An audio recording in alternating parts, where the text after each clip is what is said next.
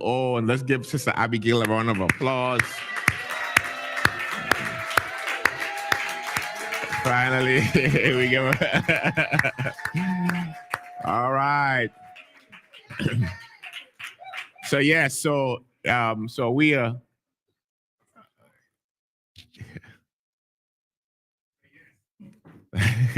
All right. So we again are very delighted and happy that all of you can join us today. We want to do two things today. We want to just really introduce the journey of Sister Abby as to why she wrote this book. And then I'm going to turn over to her, and then she's going to talk to the children and even the parents too as well, about the work that she's doing, the book, her biblical framework as to why she did this, talk about her own journey with, if we could say, disability, and how we can really be a blessing to our society through the eyes and the lens of Christ. And I think that this is what it means for us. And so as we look and as we grow, one of the things that I've been saying is that we have to make sure that we support our very own. I know that you might say, well, how much is a book? But it's just the fact that, of course, mass capacity, you can't compete with these big publishers, but people power will always beat money power. And so because you have people who are backing you and who support you, I think that great things are going to happen. And I'm very delighted again to talk to Sister Abby about that. So my sister wrote this email a while ago, and I was looking for something to say, right? And then I saw this email, and Dr. Janice said that a book is being written about you, and only you can write or decide how it's going to end. And so I was thinking about that. All of us, a book is written about all of us too as well. Didn't God say that he has a book and another book will be open? So he's writing stuff, right? And all of us have a story. And I know that if some of you write a story, your story will be so compelling, like how you moved from the Caribbean, you came in with nothing. You came in with your grip, and then, you went from one house to the next. You used to live with this person, and then all of a sudden, then you get another job, and then you get another job. You send your children to college. They went on, and they did all that good stuff. You have a compelling story, all of us. So all of you in this room have enough to write a great book about yourself. But I want to say to you that a book is being written about all of us, and that is the way that we live. So don't forget that even in this moment, as we talk about this book, that a book is actually written to is for all of us. So those of you who are on social media, we're going to have people who are going to drop the link in there so that you can go see the book, that you can get the book. Those of you who are Sabbath keepers, we know that the Sabbath is not ended yet, but you could definitely give a donation, right? God's work don't have a Sabbath, so you could always give a donation to the work that we're going to do. And those of you who are in the building, we're also going to ask you the same too as well. So I am going to get ready, and I'll say one more thing, and then I want to read a quick scripture reading. And I want to say that last week we were supposed to do this, and then Abby said, you know what? The book is not here. What to do? She said, put it off until today. And guess what? I got up, something popped into my eyes, and then I said, oh my goodness, it's Women's History Month. So we celebrated Abby for Women's History Month. So Women's History Month. Women's History Month. Could you believe that? Great. So Psalms 128, Psalms 128, verses 1 to 3. Psalms. Who know where Psalms? Okay. Okay, it's alphabetical. Okay, Psalms. Okay, Psalms 128. 128. Yeah, that I used to say that, right? If you can't find it, just go to page 160. 1 to 3 say, blessed is everyone that feareth the Lord, that walketh in his ways, for thou shalt eat the labor of thy hand. Happy shalt thou be, and it shall be well with thee. So we're seeing that definitely, amen, that Abby, you're working in the fruits of your labor and of your hands. And ladies and gentlemen, brothers and sisters, I want to introduce to you our author extraordinaire, the illustrious Abigail Miss America Edmunds. Woo!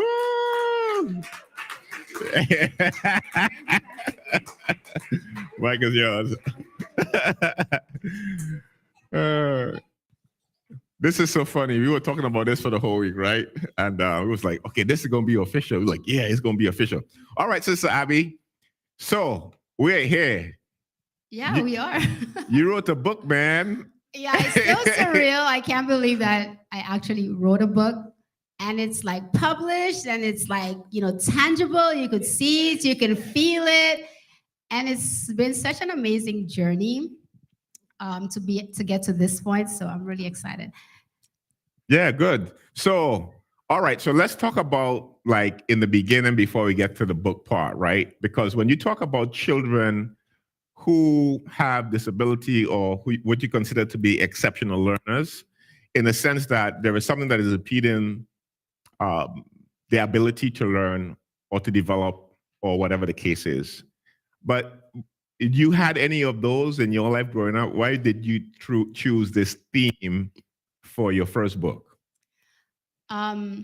So let me just name, this is not the official launch of the book. So all these questions will be answered at the official launch. It's going to be a virtual launch. And I had to say that because my publisher is watching and she'll be really mad at me if I disclose too much. Publisher, just so you know, like this is a church thing. So don't feel any which way. We're just trying to figure out the little things. Okay. All right. So I don't want to go too deep into my story because you guys will hear about that. But for those of you who know me, and I pretty much grew up in this church and this is my family. So this is why I really wanted to do my first event, even if I put the cart before the horse.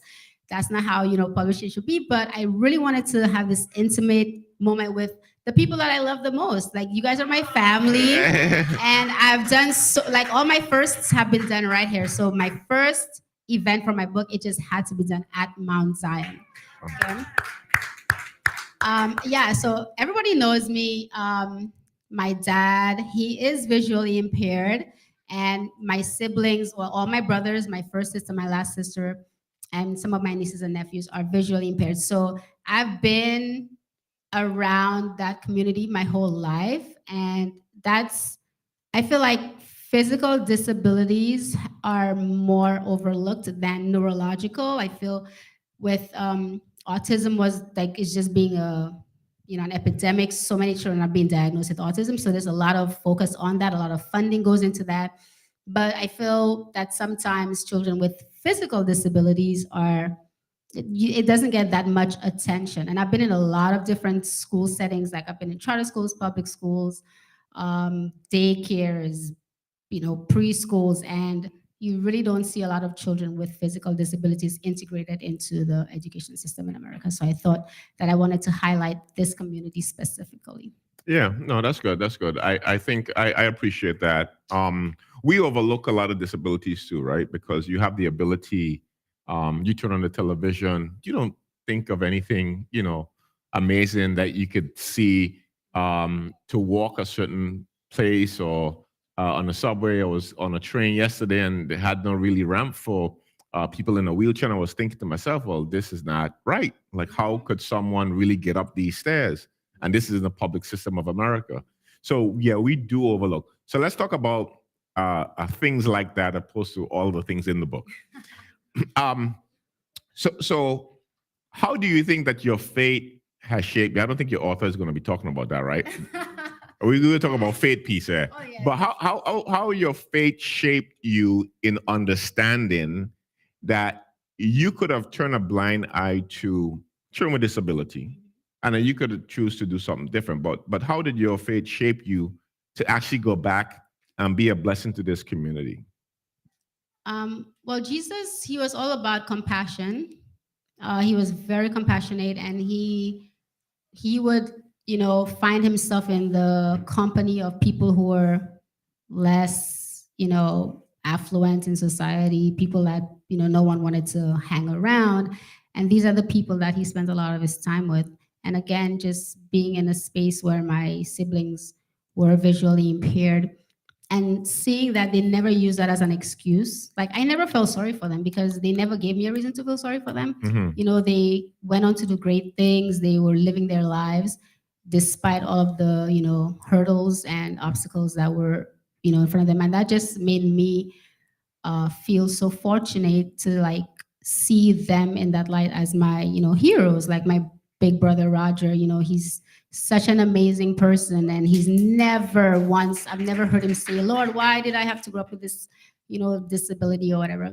They never use it as an excuse. And to me, that's what I want this book to showcase, that even though they have that disability, they're still able to do things in their own way. Right. Right. That makes sense. That makes sense. True.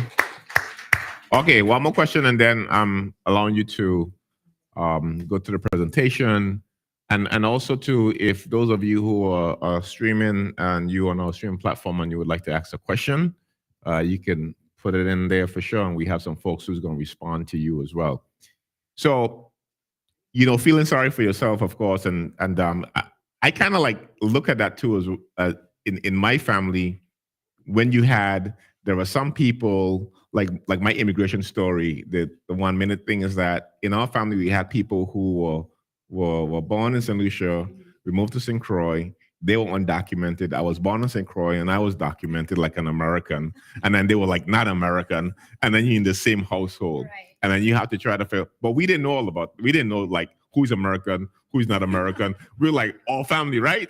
Like they used to call your family Gasso and all this thing, and we're like, what are you talking about? So everybody was a Gasso. But you have these dynamics in families, and we would never want to use those excuses not to excel. But might I add, or can I ask you, do you think that because your family or families who have disabilities actually push to excel even more than people who have everything? Do you see, like today, when we talk about the rise in gun violence, when you look at in your schools and young people who are graduating out of the 12th grade, reading at the 5th grade level, right? 5th grade level. But the people who, the children who have disabilities, they're excelling. But yet still our society look at the downside, if I could say that, or the blessing that God has given them in disguise, and they look at them differently. But do you think that because you might experience disability in your life, in your family, have made you excel even more, and even your family? I would say yes, because again, when you have something, you don't take advantage of it because it's a given, right? It's like, whatever, I could see. But when you have, I guess, a lack of something, then I feel like you have to work 10 times harder to prove yourself, or to be taken seriously, or to be seen. So I feel like that does play into how, motivated we are. Plus, my parents are big on education anyways, and they really instilled in us, you got to go to school, get a good education, get a good job. And just looking at my parents, like coming out of a family with 11 children, I saw my mom work. 11 children? Work. She worked at home. She worked as a secretary. And my dad, he was a principal. He worked also. And I always said, like, I want to be able to take care of my parents and not have to worry about them. And that really motivated me. I remember when I was doing my master's and my capstone class was so overwhelming, and I just thought about my parents, and that just gave me energy from nowhere. I was like, type, submit, So it does, when I would feel so horrible if I didn't do anything with my life, when my brother, who's visually impaired, has 2 master's degrees. So we have this sibling rivalry. I might go for my PhD and try to get it before him, but it really does motivate me, because I'm like, I don't have an excuse. I really don't have an excuse to, be lax or, right, say I can't do it. That's a great message for all of the children out there. It's a great message that, again, you should not allow anything to prevent you from achieving your goal, because what God has for you surely is for you. All right. So don't forget that, everyone. All right. So listen, here is the book, everyone. I don't know if you see it before, but it is a great book. It's a short read, but a powerful read. She's going to talk about all the things that she needs to do in this book, because I don't want to break any type of contract stuff. But all I know is that we want it to be a blessing to Sister Abby. And I think that this is a very, very good project. So could we give another round of applause, everybody? All right. So we are grateful again. Thank you all.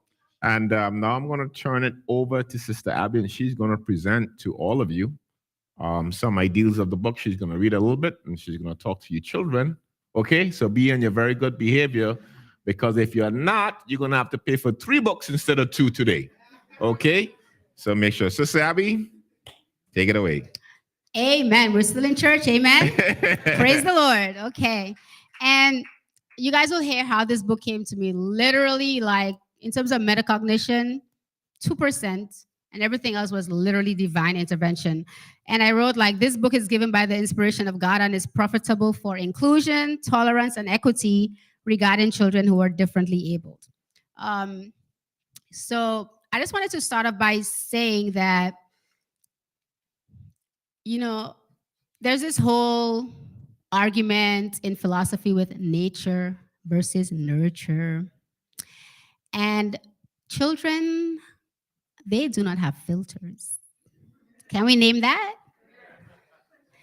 My kids would come up to me, Miss E, why do you keep wearing a wig? Are you bald? Like, they would just come at you with anything. Because again, I feel they're pragmatics and their social language is not really developed because that happens in your prefrontal cortex and it takes a while for it to develop. So they will just tell you any and everything. And as an adult, I can take that because I can process it and say, well, they don't know any better, right? But when it comes to children interacting with other children, we can't leave it up to nature, right? We have to nurture them and teach them what is appropriate to say to other kids and what is not appropriate, and how they interact with children who look differently than they do, right? So this is the whole premise of this book. It's an educational resource for children, for parents, guardians, and for educators that we could, just start a conversation around children who have physical disabilities.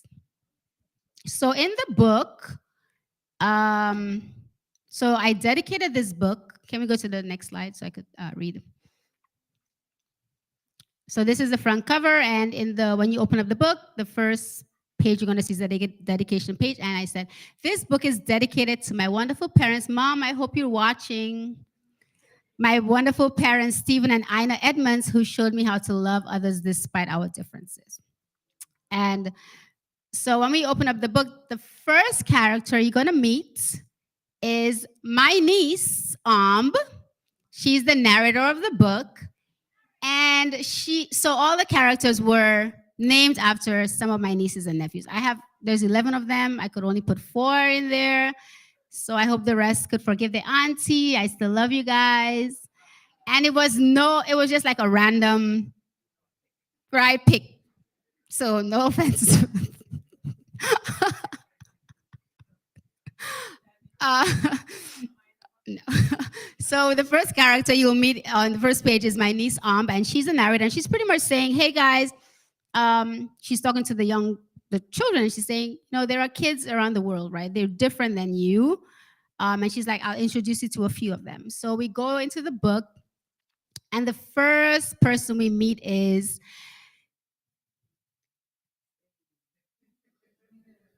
Sadie.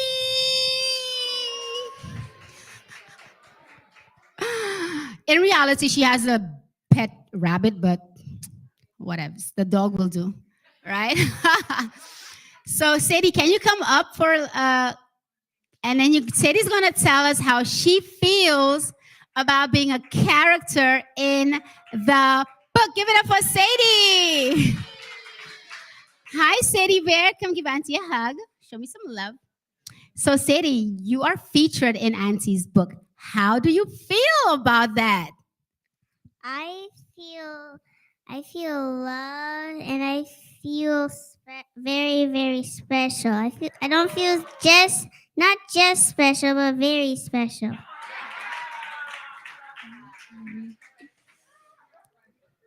Is there anything else you want to say? No. Thank you, Sadie. So I'm glad that you feel loved and very special. Not just special, very special. Okay. And so Sadie in this, so can we go back to the first, to the slide before that? So I want to ask the children, just by looking at the picture, and that's where the teacher comes out. What inference can you make? Like, what do you notice without any words about the character Sadie? Let's look at like picture, like clues in the picture, right? We call that context clues, and then you make an inference or a guess. So pretend you're a detective. Look for the clues in the picture. What do you see in there that will tell you what Sadie's disability is? Yeah, Nick, loud and proud. And how do you know she's blind? What else? Okay, and there's something else. There's a key. Um, well, she could walk.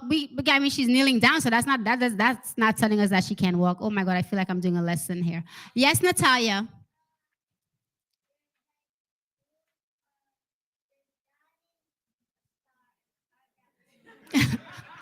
Yeah, she's playing with her shapes, and it's very tactile. She feels it. But I want you guys to look really closely. Noah, what do you notice that tells you that she is blind? Or she might be blind.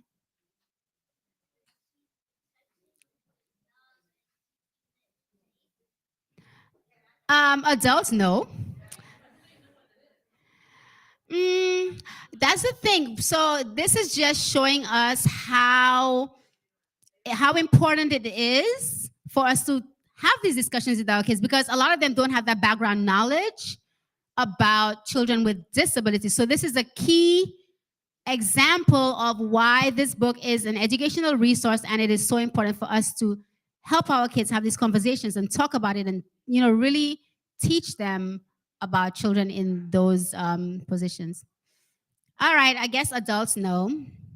Natalia, you know it for sure? Talk to me. She has a cane. Do you guys see that? It's called a cane. And children who are not able to see, they use it to like walk and feel objects in their way, so they could know to maneuver or move around that safely. All right, so she has a cane, so that could tell us, oh, maybe Sadie she might not be able to see. Okay, good job, friends, by looking at the pictures and coming up with that inference. And the next person you're going, well, oh yeah, this is Sadie. So again, remember, she cannot see, but when you read the book, you'll find out how she actually reads. I'm not going to give that away. You could find it in the book. But you could see that let's go back. You could see that what is she using? What is she, like, what do you think these things up in the clouds are? Jakey? Boy, don't give the answer. That's not the question. Listen to the question. What do you think these pictures all up in the sky represent? She's using her imagination, because she cannot see the pictures in the book, but she could read the words. And she's thinking, ooh, maybe that's what this looks like, or maybe that's what that looks like, right? So Sadie's using her imagination while she's reading. The next character we're going to meet is my nephew, Adam. Yes, he's the oldest nephew of the oldest brother, the first child. And one of the things I really wanted us to think about, or have children, any child, is to be able to advocate for themselves, right? I don't want us as teachers and parents and whichever stakeholders are involved to have them rely on us so much to the point where they feel like they really are handicapped. We want to give them that autonomy. We want to be able to give them that space and that, confidence to speak for themselves. I need this in order to be successful. And that's where equity comes in, right? So Adam is advocating for himself, and he talks about, like Pastor Clifford was saying, ramps and elevators and access to buildings in the city. It's sometimes they feel like it's harder for them to get around. So Adam, on the next page, he tells us,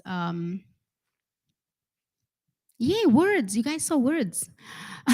Sometimes it's tricky to get around or up and down the stairs, but I hope that one day soon there will be ramps everywhere. So he's able to say, listen, there's a problem going on.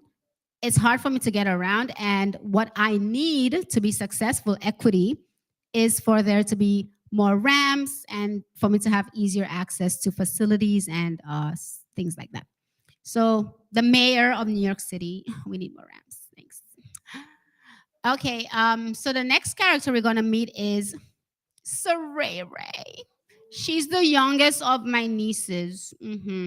And in reality, she's not deaf, but I just, depicted her as being. And you really can see the clue that will let you know that she's deaf. It's really tiny on there. But what do you think it is, Nick?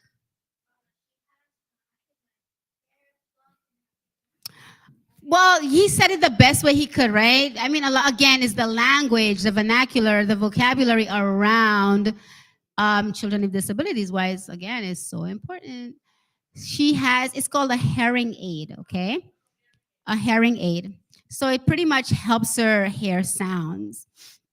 And again, in the world of the deaf, there's this whole, separation of people who believe in cochlear implants and those who don't. So it's very sensitive. That's a very sensitive topic in the deaf community where some people are very for um, cochlear implants and some people are totally against it. So, but in this picture, Saray is wearing a hearing aid. Okay, and I can't imagine, but I would think that if you're a little girl who's deaf, one of the things you'll be thinking of, like, how do I make friends, right? How do we communicate? How do we play together? How do we have fun together? Because you cannot hear what they're saying, and a lot of times people who are deaf, it's hard for them to articulate, so they use their hands. So on the next page, Saray says, sometimes it's tricky to make friends who do not sign like me, but friendship is about love, not about the words we speak. So finding that commonality just by how you feel about somebody is a great way for you guys to still be able to have that connection and that friendship and relationship. And I think that's it. What's the next slide? Totally forgot. So Amb is going to close us off. She says, so please be kind to those who don't read, walk, or talk like you do. We do things in our special way, and we're still just like you.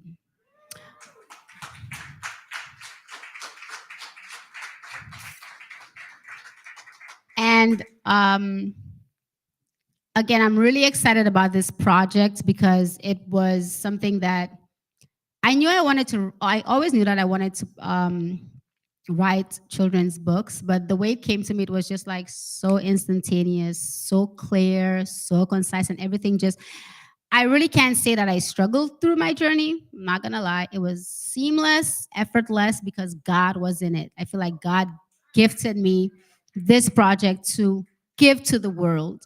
And even if I sell one book, I did my job, God. I did my job. Okay? So, oh, I forgot the million. My bad. 1 million books. I did my job. Okay? And then the next slide is just like the real life nieces and nephews. They're real people, they're real little children's. This is Sadie, Adam, and Sarere. So at this point, if you guys have any, if I don't like to say you guys, if anybody has any questions that you guys want me to answer, again, try not to go so deep into, because you guys will get the whole meal when I do my virtual launch, and I will have the date by next Sabbath. I'll let you guys know. Yes, Sister Remy. Okay, could we? I don't know if you're on mic, but go ahead. Go ahead. Just repeat it and go ahead.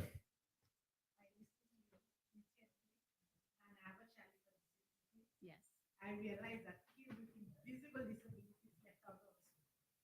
Uh,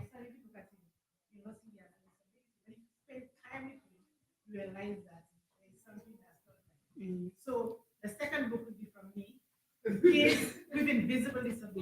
All Okay. So right. Sister Remy has put the onus on me to write a book on Wow. kids with Visible invisible disabilities. disability. But again, so going back to Sister Remy, so with Jakeem, in the school system, a lot of emphasis is put on children with, again, neurological disabilities. And like I see a lot because I'm a special education teacher service provider. So all my kids, they have individualized educational plans. And I don't like the term special ed. I'm like, what's so special? Exceptional learners. Right? What education is so I'm very confused with that terminology and I don't like to use it. But you see like children with learning disabilities, children with autism, children with speech and language, children with emotional disturbance. So like I said, a lot is very known. It's out there. And even if it's invisible, like you said, there's still a lot because the whole school system is supposedly there to support them, right? They get free services, they get a plethora of resources, supposedly, or they're supposed to. And but again, for me, I've seen so many children with special needs that are not physical, which is why I wanted to start off with physical. And funny you mentioned, I'm going to do a shameless plug for my producer slash, I mean, my publisher slash friend. She has a book with children with neurological disabilities that, and she's gonna come. We're gonna do a big event in New York, and it's gonna be great. So it was just so funny how everything just aligned, you know. And again, I'm gonna talk about it, but she was meant to be in my life, and I'm so grateful for her. And that book might address more of the invisible disability. Yeah. Okay, good. All right. So if you are on there, we put the link on our social platform. I'm not sure who is following on YouTube, but we have someone on YouTube who is putting the link in there. But if you want to go to get the book, is at sandcastlebook without a s.com, sandcastlebook.com. You can get it there for sure. So yeah, we taking questions. Question. All right, we got some question over here in the front. What you got? No one has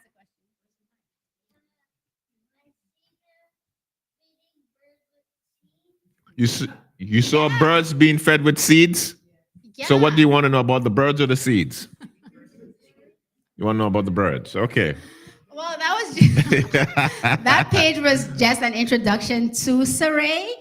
I guess she loves nature, and she said even if I cannot hear the birds, I could feel nature, right? Like she's thinking of her other senses. Even if she's lacking in one, her other senses are heightened, so she could probably see very well or feel very well. So whatever she cannot do, the other things she's gonna take advantage of those things. Yes, Natalia. I love that the children are asking questions. Girl, I moved out. Yeah, I moved out. So I'm a big girl now, but I did live with Sadie for some years and I loved every minute of it. I loved living with my nieces and my nephew and my brother, my sister-in-law. Thank you guys for accommodating me. I mean, yes. I'll cut a check one day, don't worry. That's right. We're gonna sell all those books. All right. Do we have? Do we have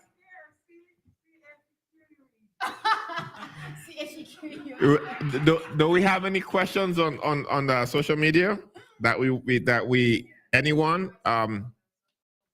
Okay, there's a question. All right. Let me see if I find the question on Zoom. No, we not. I'm not on Zoom here. What's the question?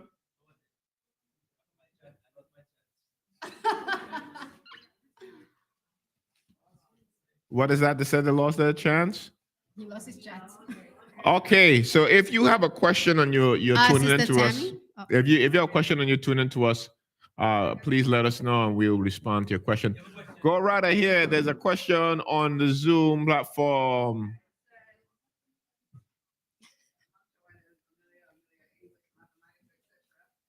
Are all compulsory subjects? Okay. Do you think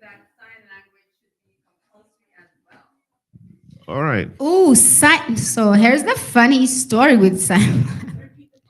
Do you think sign language should be compulsory? So they give a whole list of compulsory subjects: English, math, da da da da. Should sign language be compulsory? And that's up to the parents. Some parents would want their children to have that as a supplemental resource, because there are some children who, with all the speech, with all of the years of trying to train them to speak, they're just like physiologically and neurologically unable to produce sound and words. Mm. And some parents do opt for doing sign, and some parents are just against it. They feel like it's a barrier, it's a stigma attached.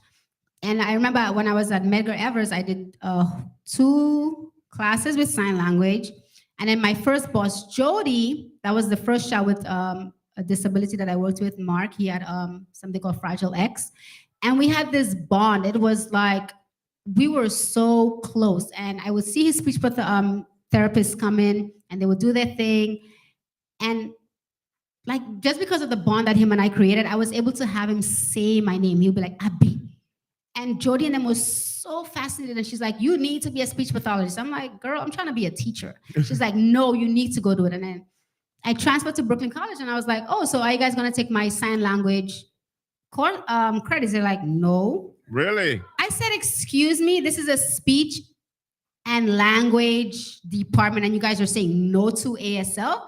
And they're like, yeah, we don't offer that, and we're not going to take those credits. And that was the end of my ASL life.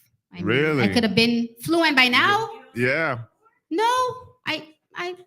So again, it's very personal. It depends on what the parents want. Some choose to, and some don't. So I hope that answers your question, the person on Zoom. So how do you communicate, before we get to Tammy, how do you communicate with even people with disability who's listening to us now or viewing or looking at us?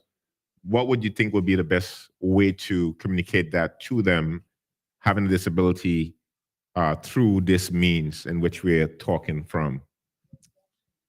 Yeah, I guess if you're deaf, closed caption. If you're blind, you could hear. If you're next time we should get an interpreter. You know, like how you Yeah. guys have it Yeah, in yeah. City Hall? Yeah. Yeah, we need one of those. Yeah. Yeah. Write that down. Yeah.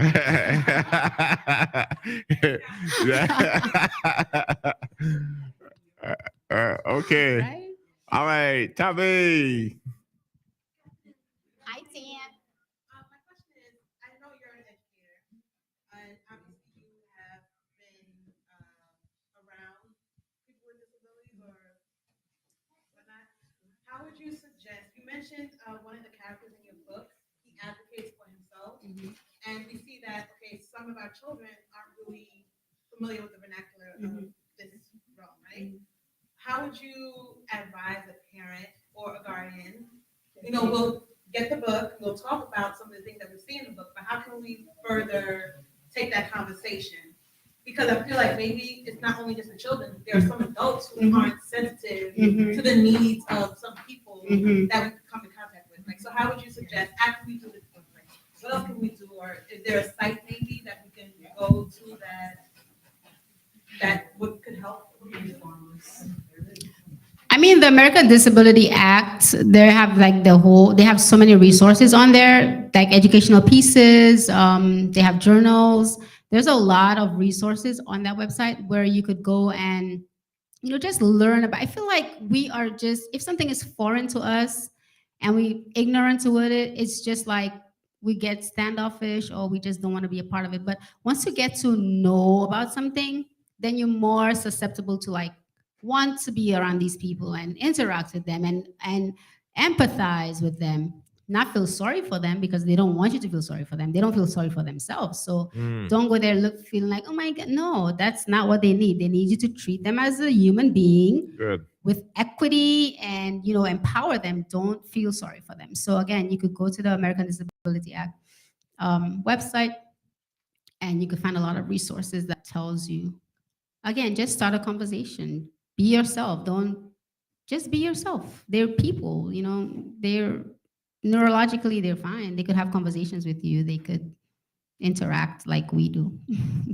Okay, so could we, those of you who are joining us, could you like and share this? I think we can do a little bit more than this. We can give us some traction here. I know that all of you saying that we love you, Abby from Crystal James and Alana and Aw, Austin, love you and guys. congratulations, Mac and Aisha. All of your fans are here with you. But could we like and share if you're on Facebook? Please do that so that we can continue to spread this. Because even after this is finished, of course, the more that you like and share, people will definitely see it afterwards. So, what would you say that we didn't cover? What would be your last closing salvo? How would you tell people that they need to reach out to you to get the book? How should people stay engaged and connected with you? And let us know what is your next steps. So again, like this is just the beginning of this, journey that now that the book is here, it's like a reality.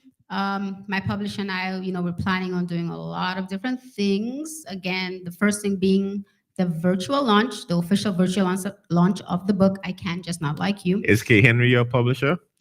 Yes. Okay, she cool with me. She said, yeah, but she Oh, said because she's she good. had beef Yeah, with yeah. my pastor. She was like, ooh.